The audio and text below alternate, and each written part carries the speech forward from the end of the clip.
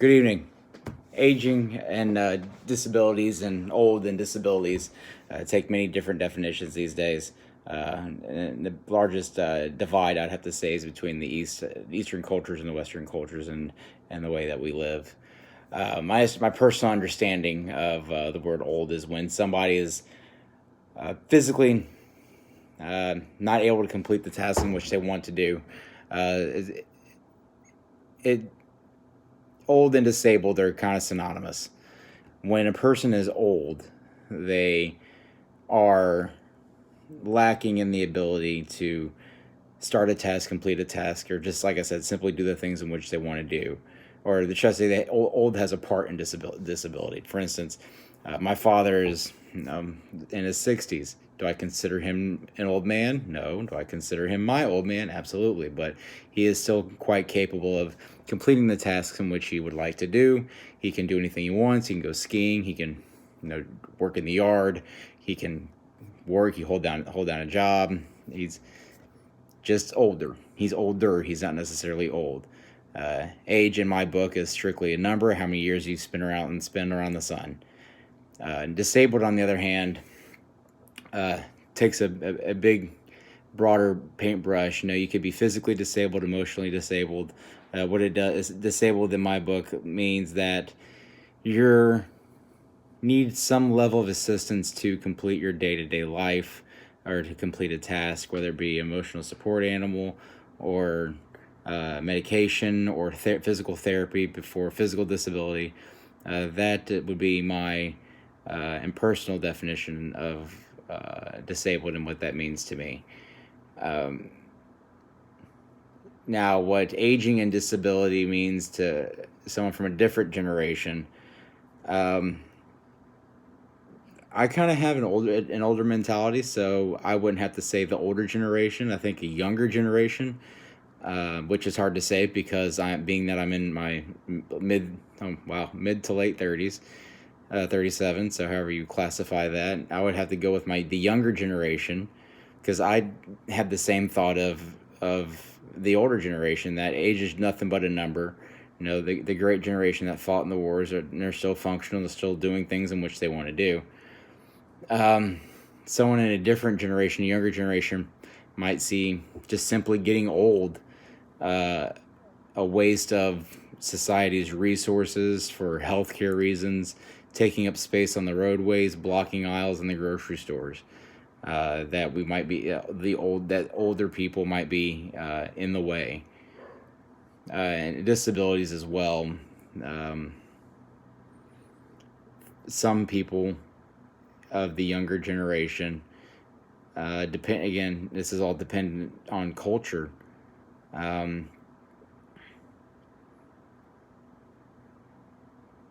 Want some to see a disability as a hindrance.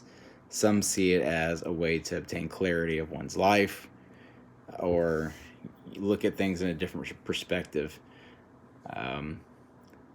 In my experience, the younger generation, not so much. There are a few that don't see the older and the disabled as a drain on resources. However, it's not the commonplace in today's society.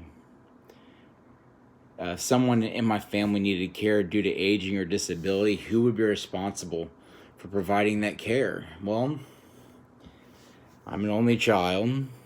It would, depending on who it would be. Well, for instance, my grandmother is living with my mother. If something were to happen to them, me being in the healthcare field and have seen what it looks like when a family member provides care for another family member, it is typically not in the best interest of the disabled or assisted family member, due to the fact that you are not treating them in which a manner you're treating them in a way that they want to be treated, not how they need to be treated. Emotions tend to get in the way, and that's when medications get missed, that's when physical therapy appointments get missed, that's when they start lacking in diet, and things twirl downhill. I've seen this happen in my life and in my family's life, and if you want someone to stay healthy, then Sometimes doing the hard thing is the right thing. I don't think caregivers should be family, and because of that reason, I think caregivers should be just that, caregivers. It is a profession for a reason, and just because you grew up with somebody and you raised them or they raised you does not make you qualified to care for another person in their entire needs. You are aware of, many people are aware of what these needs are, but unable to properly do them or execute these needs for them is typically a difficult task. For me, my definition of family is not necessarily blood. I have many families. I have a work family who we are, should something happen, we're constantly worried about each other. I have my friend's family. I have, the family that I've created with my wife and my children. Family is something in which you choose. Personally, yes, I do have children, and I consider them my family. I chose to have my family. They did not get to choose me. So hopefully, when my children grow up, they consider me as a very close family, or us a very close family. And I have many friends that I consider family that I call my brothers and my sisters, because we're close and we grew up together. We know a lot about each other. We would do anything for each other, and if something were to happen and I could provide aid, then I would, as a family member would, and thus why probably wouldn't make the best caregiver, but could point them in the right direction. Describes some ways in which, let's see,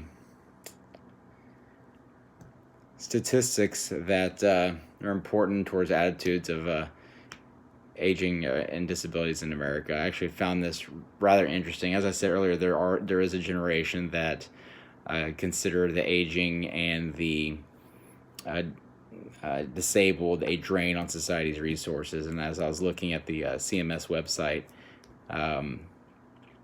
Medicare spending actually grew 6.4% in 2018. I didn't have 19's numbers, but 6.4%, which surprisingly enough is not as bad as what it could have been based on some of the numbers they were saying.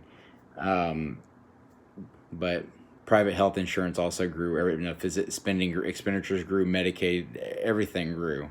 So when people say that, well, they're a drain on resources, or they're a drain on medical funds for government assistance, it's just not simply true. And the fact that we're saying that they're draining the resources, where these are resources that people have put into their entire working lives. They put into their Social Security, they put into the Medicaid, Medicare system.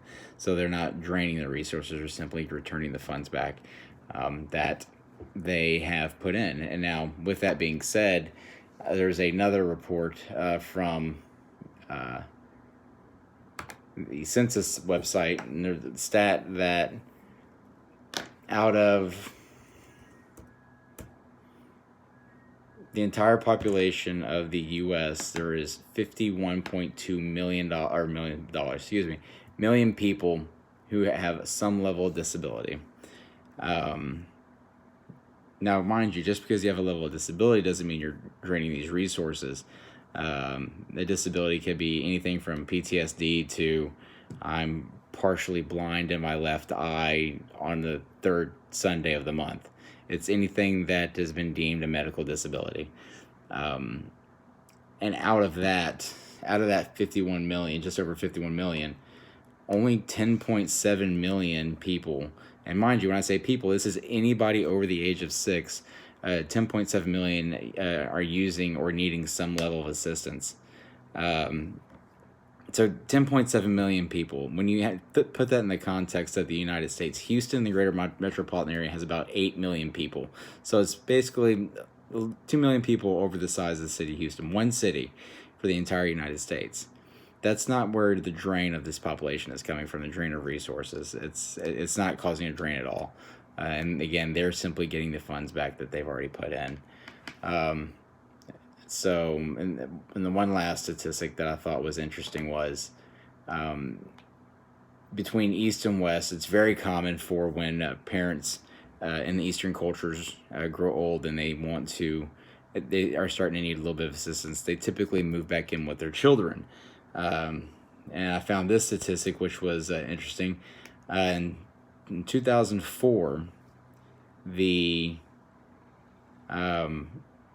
percent of adult population moving in with their children was actually up from 27.4% to 31.9, so 32%. So essentially a 5% point upgrade, which is good. It's bad. It all depends on if they need assistance, if they're doing it for financial reasons. So is it good that people are taking care of their parents? Absolutely. Is it a necessity? We don't know.